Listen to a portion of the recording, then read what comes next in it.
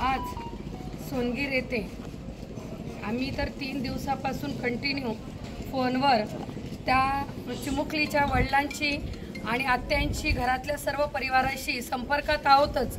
आणि परवाच्या दिवशी आमचे सर्व शिवसैनिक त्यांच्या इथे घडलेल्या घटनेचा निषेध करण्यासाठी पूर्णपणे तिथे होते। आणि जेव्हा आज आलो आणि सोनगीरचा जो कडकडीत बंद बघितला त्यावर सोनगीरकरांचं कौतुक करावं तितकं कमीच आहे। ही चिमुकली फक्त सोनगीरची कन्या नसून तर प्रत्येक घरातली मुलगी आहे, धुळे जिल्ह्याची लेक आहे, म्हणून आम्ही इथे आलेलो आहोत।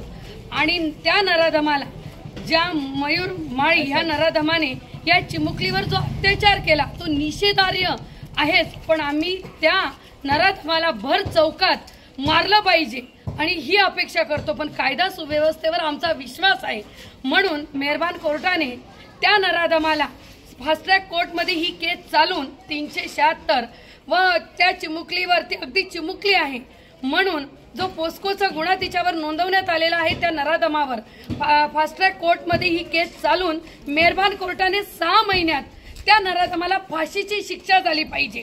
जर हे असं झालं नाही तर आम्ही पूर्ण धुळ्याची जनता आणि महाराष्ट्राची जनता रस्त्यावर होतो।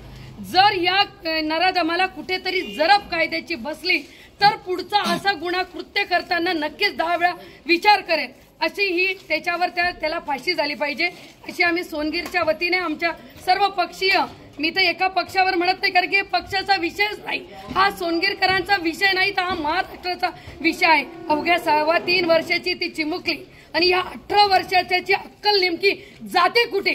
शेण खायला तुम्ही जातात का?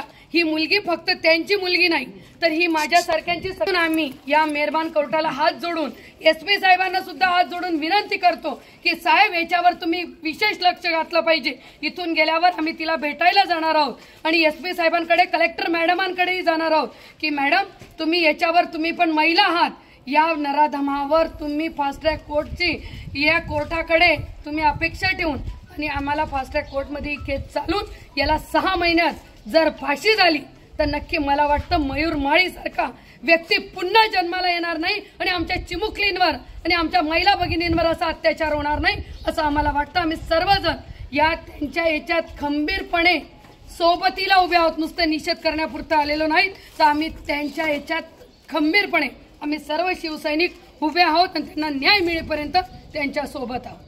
मीच बघावं की हे काय प्रकार आहे, का नालायकपणा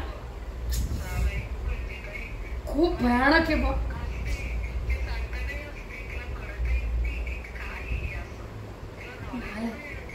ताई 3 वर्षाची, 3.25 वर्षाच्या मुलीला काय असेल त्याच्यातला गंध, लाजा तर वाटली पाहिजे कुत्र्यांना।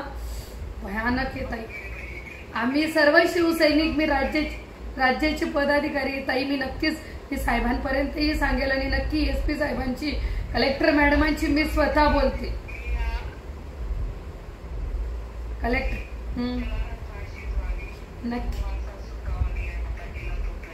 जर हा सुटला, असेच जर सुटत राहिले तर पुन्हा एकदा राक्षस जन्माला, म्हणजे ही राक्षसी बुद्धी, म्हणजे अशांना ना भर चौकात मारलं पाहिजे, मी तर या मताची।